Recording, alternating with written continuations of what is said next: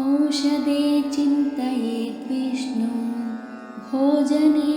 च जनार्दनं शयने पद्मनाभं च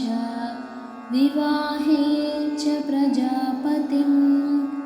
युद्धे चक्रधरं देवं प्रवासे च त्रिविक्रमं नारायणं तनुत्यागे श्रीधरं प्रियसङ्गमे दुःस्वप्ने स्मर गोविन्दं सङ्कटे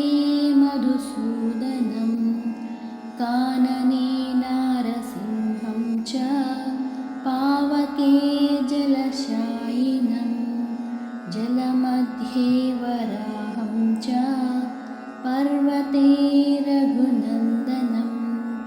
गमने वामनं चैव सर्वकार्येषु माधवं षोडशैतानि नामानि प्रातरुत्थाय यः पठेत् सर्वपापविनिर्मुक्तो